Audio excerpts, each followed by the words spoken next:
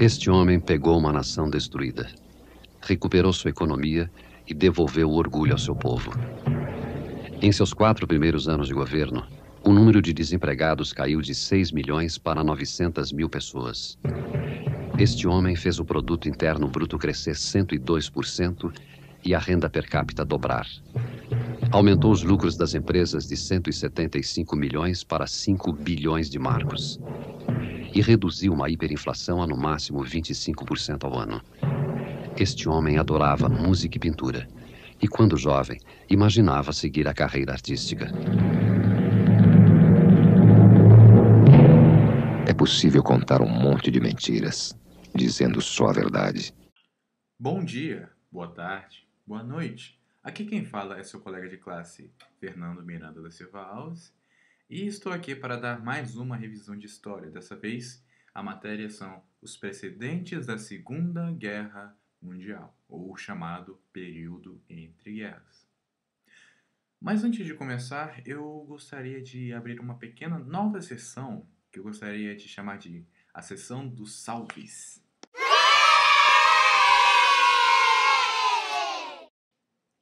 Queria mandar um salve para Rebeca!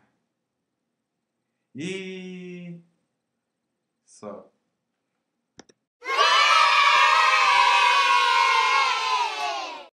Bem, agora vamos à matéria. Nos Estados Unidos, após a Primeira Guerra Mundial, houve um período de imensa prosperidade econômica. Eles foram a nação que melhor se saiu da Primeira Guerra Mundial. Não foram arrasados realmente pela guerra, só pegaram, bem, os louros no final. E por causa disso, eles conseguiram desenvolver muito sua indústria, tiveram um crescimento de seu mercado consumidor enorme. Afinal de contas, toda a Europa não tinha muita indústria voltada para o consumo. Havia sido toda voltada para a guerra. E, assim, por causa dessa cultura, digamos assim, de prosperidade, iniciou-se o chamado American Way of Life, o estilo de vida americano, em que os trabalhadores conseguiam consumir muito, produzir bastante e durante boa parte dos anos 20 houve uma enorme prosperidade econômica. Boa parte. Embaixo de uma capa de prosperidade, crescia uma bolha de uma crise. A superprodução nas fábricas não encontrava um mercado consumidor grande bastante. E quando há muita produção sem demanda, os preços caem. Enquanto o preço dos produtos desciam, as ações continuaram elevando seu preço, as ações das empresas, graças à especulação da bolsa de valores. Bem, essa especulação continuou até o ano de 1929, até o mês de outubro, do dia 24, uma quinta-feira conhecida como Quinta-feira Negra, em que, de repente, todo mundo queria vender suas ações, mas ninguém queria comprar. Várias empresas faliram nesse dia.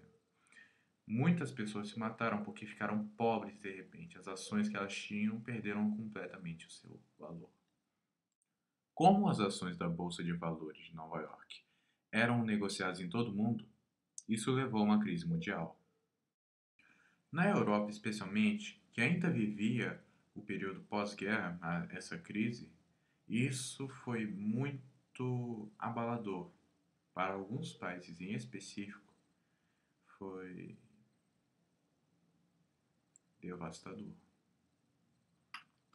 Vocês lembram da Itália? Pois é.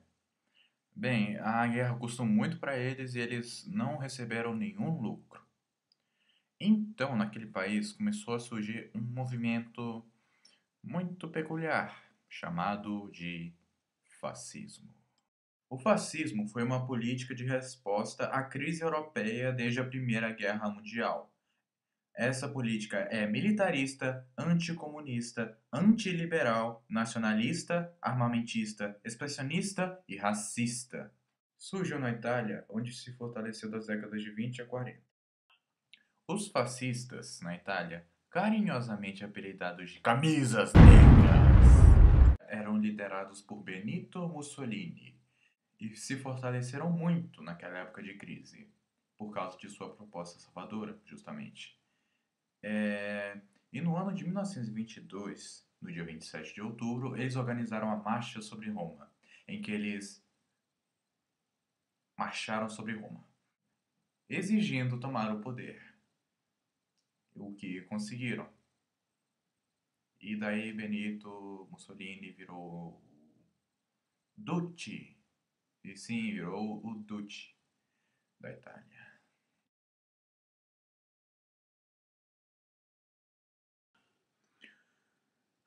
A Alemanha, que havia sofrido duramente as consequências da Primeira Guerra, estava já passando por sua própria crise.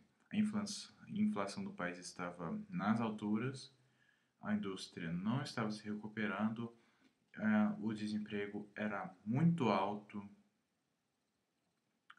Assim, uma das imagens mais famosas desse período para a Alemanha era uma dona de casa indo para o mercado comprar pão com um carrinho de mão cheio de dinheiro.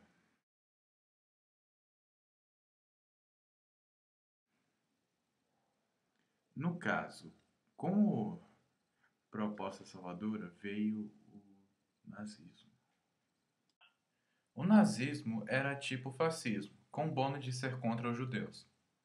Muito contra os judeus.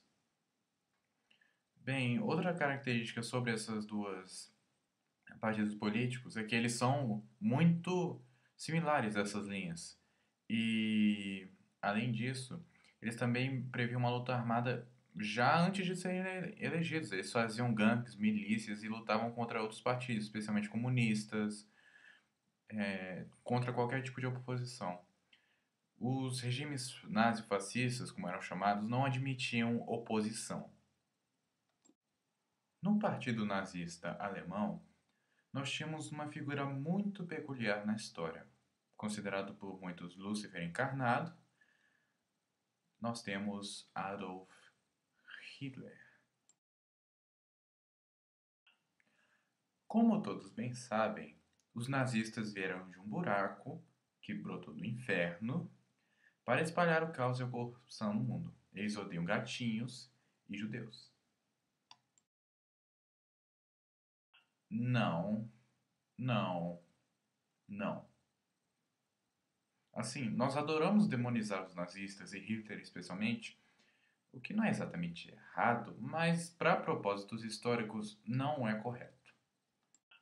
Adolf Hitler é um austríaco que foi morar na Alemanha e acabou participando do Partido Nazista. Ele foi soldado, um mensageiro na Primeira Guerra Mundial e viu os horrores da guerra à sua frente.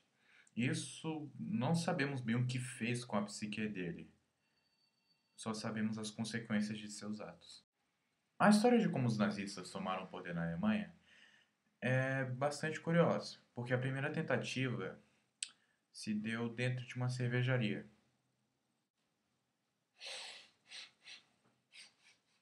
Se você sente esse cheiro, eu acho que é sucesso.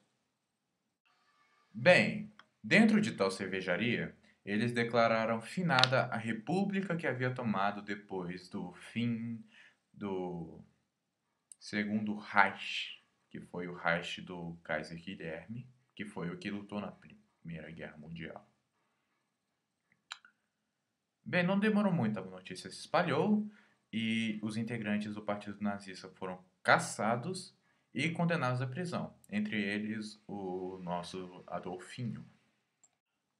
Na prisão, Hitler escreveu o que foi considerada a Bíblia do nazismo, o livro Mein Kampf. Em alemão significa Minha Luta. Nesse livro ele põe os princípios do nazismo e suas crenças totalitaristas.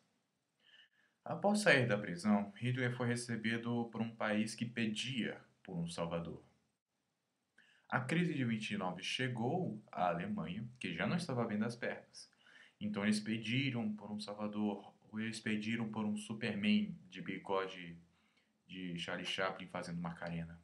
E chegou Hitler, não só conseguindo melhorou a economia, como aquele videozinho que eu mostrei no início, mas também apontando um culpado. Ele chegou dizendo: aí, não se preocupem, a culpa não é nossa, nós sofremos as consequências, mas a culpa é dos judeus. Isso se deve principalmente ao fato de que os judeus eram banqueiros na época, tipo assim, se ligavam muito às atividades de comércio, de bancos, e essas coisas, cobrando juros e tal. Então Hitler e subsequentemente toda a nação alemã e todo o povo germânico que aderiu ao nazismo começou a culpá-los pela pobreza em que os povos chamados de arianos viviam. Com sua proposta salvadora, o Partido Nazista e Hitler, especialmente, conseguiram uma enorme quantidade de votos para entrar na Reichstag, que é o parlamento alemão. No caso, no parlamento eles conseguiram muito poder, como eu já falei, e conseguiram que nomeassem Hitler para chanceler. Como chanceler, Hitler foi acumulando cargos e cargos até se tornar comandante supremo das Forças Armadas, presidente, tal. Se transformando assim na sua forma de chefão final, Herr Führer. Kung Fu. Várias das ações de Hitler como Führer violavam as condições do Tratado de Versalhes, como, por exemplo, aumentar seu exército, que foi de, não sei, 10 mil, 100 mil para milhões de soldados. Por que então Inglaterra e França não impediram eles enquanto eles ainda estavam crescendo e claramente se militarizando? É porque eles acharam que Hitler, que os fascistas, nazistas, iam atacar primeiro a Rússia. Que ia haver uma guerra entre Rússia e Alemanha, e daí, quando os dois estivessem enfraquecidos, Inglaterra e França chegavam, davam uma surra nos derrotados, nos vencedores enfraquecidos, e ensinavam a todos uma lição de que capitalismo e democracia são o jeito. E o que nós teríamos a dizer a Inglaterra e França sobre este ato inteligente, essa estratégia brilhante de política e diplomacia? Sabe de nada, inocente! Enquanto isso, na Mother Russia,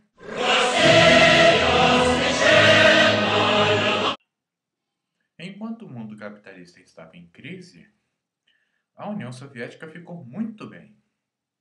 Eles, afinal de contas, declararam secessão do resto do mundo, então não tinham muito do que reclamar. Eles estavam vivendo sob um regime que não deveria ser totalitário, mas era, que é o chamado stalinismo, que é meio que tipo que socialista, só que com a característica de não admitir posição, e com aquela política muito bem sucedida de menino Joseph.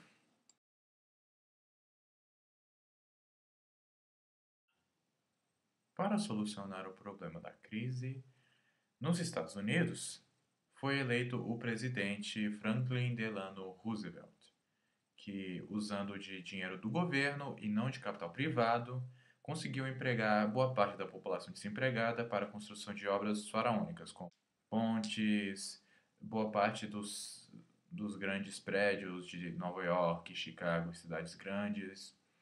Assim ele conseguiu, aos poucos, superar a crise. Então é isso. Essa é a matéria que vai cair na prova. É bem resumida, qualquer coisa vocês me perguntam amanhã. E então, fiquem com Deus. Não se esqueçam de compartilhar qualquer coisa que eu errei, comentem agora nos comentários do YouTube. Ó, que chique. E até mais.